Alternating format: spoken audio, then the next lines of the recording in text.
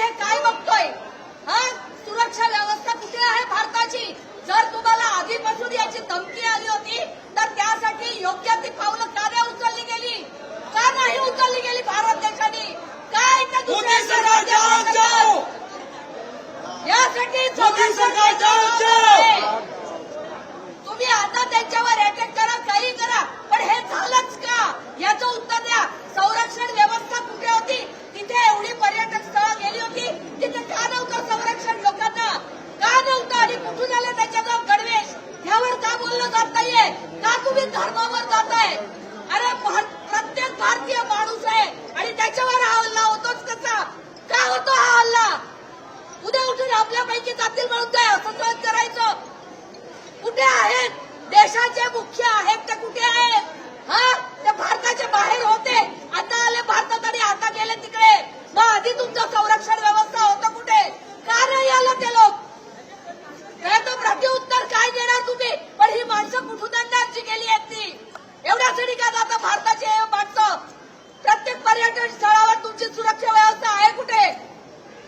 आधी तिथे नका. तुमच्या मागचे जे झेड सुरक्षा आहे ना मंत्र्यांच्या मागची, ती कमी करा आणि सामान्य लोकांना सुरक्षा द्या. प्रत्येक माणसाला सुरक्षा ही मिळालीच पाहिजे. का आम्ही आमच्या देशात भिवून बघायचं?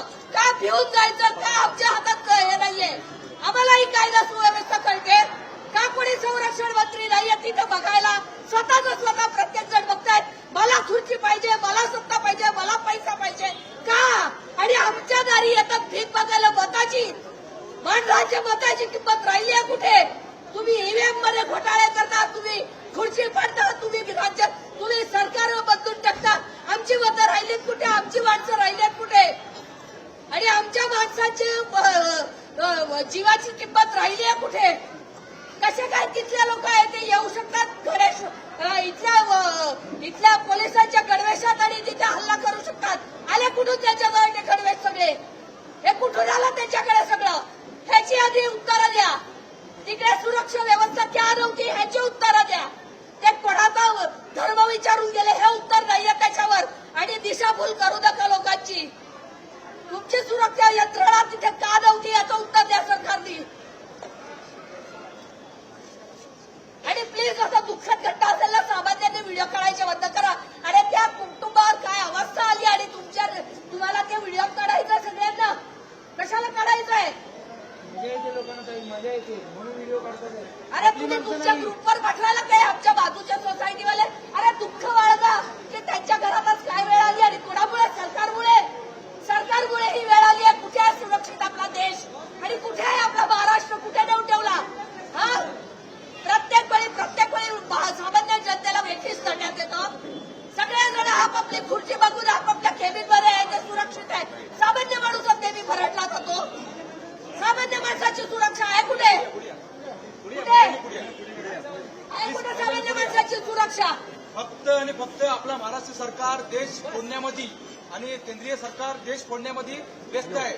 सुरक्षेचं काही नाहीये. आपण सुरक्षेमध्ये झिरो आहे. सामान्य माणसाला अजिबात सुरक्षा नाहीये. अजिबात सुरक्षा नाहीये सामान्य माणसाला.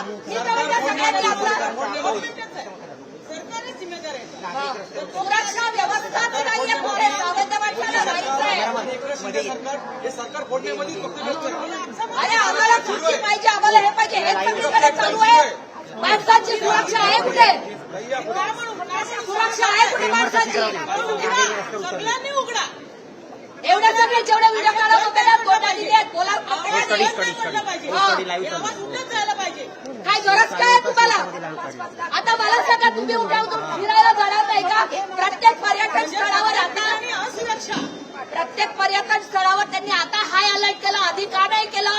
का नाही केलं आधी? जर तिथले त्यांनी तो काश्मीरचा कलम रद्द केला त्यानंतर ह्यांनी धमकी दिली होती तर तिथे सुरक्षा का नाही करण्यात आली? अरे घटना घडून गेल्यानंतर तुम्ही करता त्या घटना घडणार नाही यासाठी पावलं उचला. घटना घडणार नाही यासाठी पावलं उचला.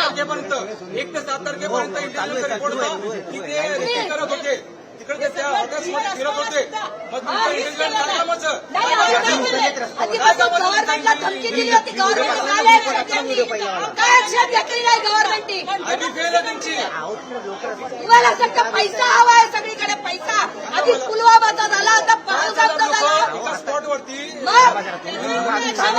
आम्ही काय कुठे जायचंच नाही. तुमचा आर्मीवाला उपस्थित नव्हता काय मग फेल्युअर सरकार आहे की कोण फेल्युअर? सिक्युरिटी कुठे आहे मग?